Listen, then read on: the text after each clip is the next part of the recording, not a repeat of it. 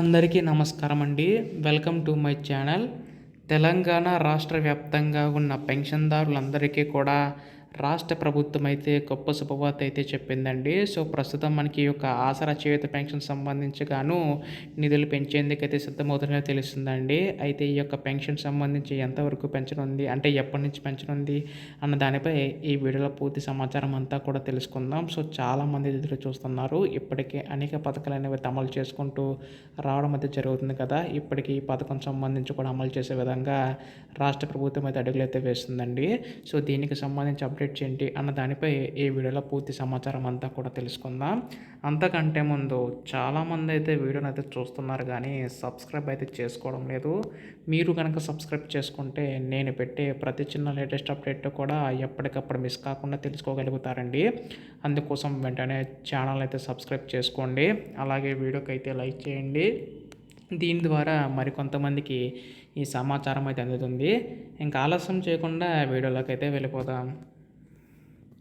So, ప్రస్తుతం రాష్ట్ర వ్యాప్తంగా ఉన్న ప్రజలకు అందరికి ఉపయోగపడేలాగా రాష్ట్ర ప్రభుత్వం అయితే అనేక పథకాలు అనేవి అయితే అమలు చేసుకుంటూ రావడం అయితే జరుగుతుంది కదండి.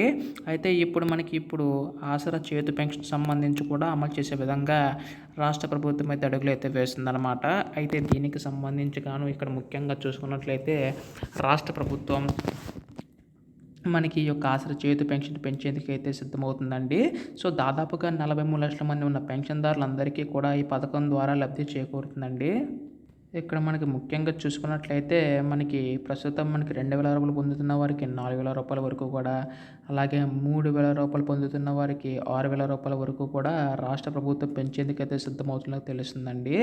అయితే ఇక్కడ మనకి ఈ యొక్క పెన్షన్ సంబంధించి చూసుకున్నట్లయితే రాష్ట్ర ప్రభుత్వం మనకి వృద్ధులు, వితంతులు, వికలాంగులకు 2,000 రూపాయలు తీసుకుంటున్న వారికి అయితే 4,000 రూపాయల వరకు, 3,000 రూపాయలు అంటే మనకి దివ్యాంగుల పెన్షన్ చూసుకుంటే 6,000 రూపాయల వరకు కూడా దాదాపుగా 5 లక్షల మంది అయితే ఉన్నారండి.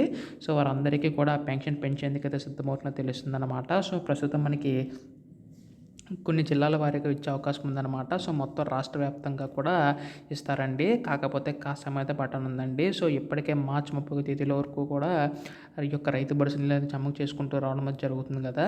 సో, తర్వాత మనకి ఆసరా చేయూత పెన్షన్ సంబంధించి కూడా అప్డేట్ ఇచ్చే అవకాశం ఉందండి. దీనిపై మనకి ఏ చిన్న అప్డేట్ వచ్చినా మీరు ముందుగా తెలుసుకోవాలనుకుంటే మాత్రం ఛానల్ అయితే సబ్స్క్రైబ్ చేసుకోండి మిత్రులారా. ధన్యవాదములు. జై హింద్.